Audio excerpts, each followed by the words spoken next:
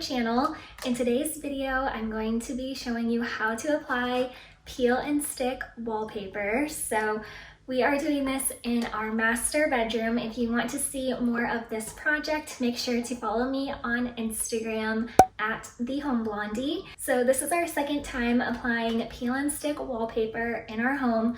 We did like a shiplap type of wallpaper in our guest bedroom, and now in our master bedroom we're doing this kind of tropical looking wallpaper. So I got this on Amazon about 1.5 years ago when we first moved into this house, but we're just now getting around to putting it up. So I will look and see if they still have this available, and if they do, I will link it in the description box below. But if they don't sell it anymore, I will try to find something similar. So we've already done about half of the wall just to get in the groove and remember our technique of how to apply this, because it can be a little tricky. It was a bit of a headache when we did it the first time, but this time is going much better. So I'll be sure to share all of our tips and tricks along the way.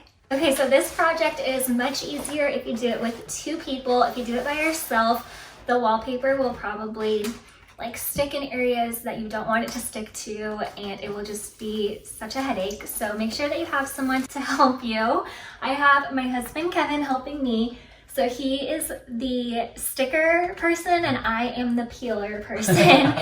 So what we have found is if you peel off a little bit of the backing and attach it to the top of the wall close to the ceiling, you can even overlap it a little bit so it's touching the ceiling a little bit, and then you can cut that piece off with a razor blade if you need to.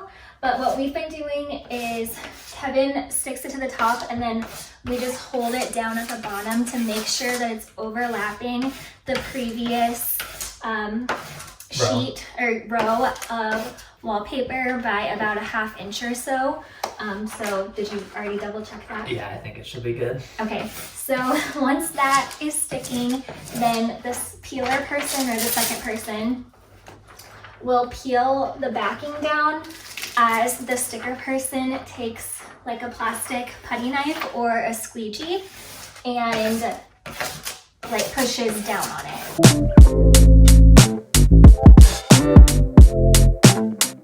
Okay, so when you get to the bottom, you want to push the sticker all the way against the trim. Then you're going to take a razor knife and just cut across the top of the trim.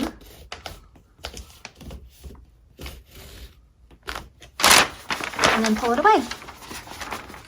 Okay, so we can get 2 rows of wallpaper out of 1 roll of wallpaper. So when you get to the bottom and cut the rest off, this is probably not going to be perfectly straight at the top. So this is where you might want to attach it to your ceiling. So we'll show you how to do that part next.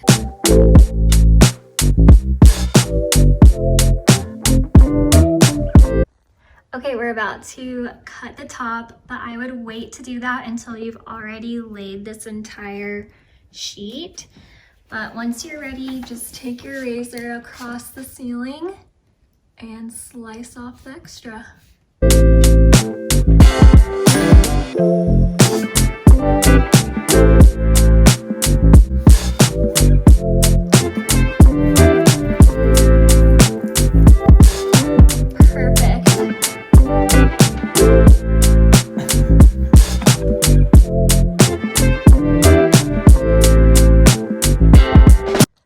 Okay, so when you get to an outlet, you just want to take your razor and cut around it, but don't cut too much because we did that on our last one, and I'll show you what it looks like.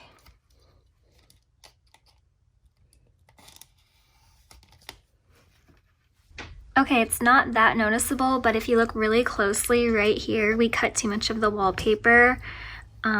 So if you have a design where that would be noticeable, just be careful. And then around your outlets, it probably will be like not perfectly flat, but you really can't tell when you are not right up close to it. So I wouldn't worry too much about trying to make that perfect.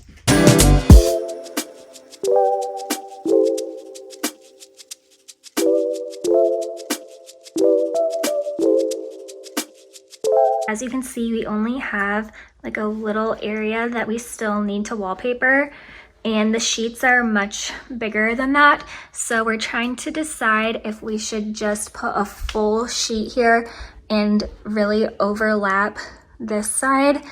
And we're trying to figure out if you can tell where the sheets separate. And just when I stand back like this, I do not see the lines. I mean, if you get really close up, then you can see like there's a line right here.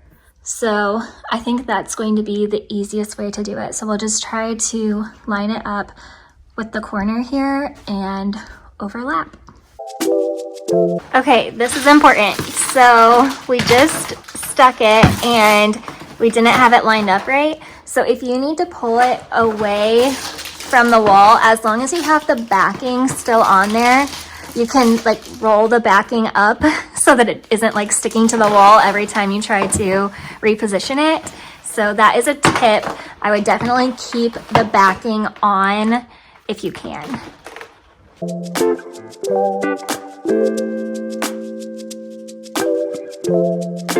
Okay, we're all finished. I just wanted to point out the corner here. So the corners are really difficult.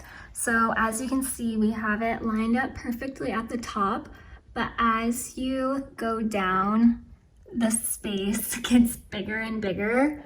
Luckily, we are not perfectionists, and when you stand back, you can't really tell too much.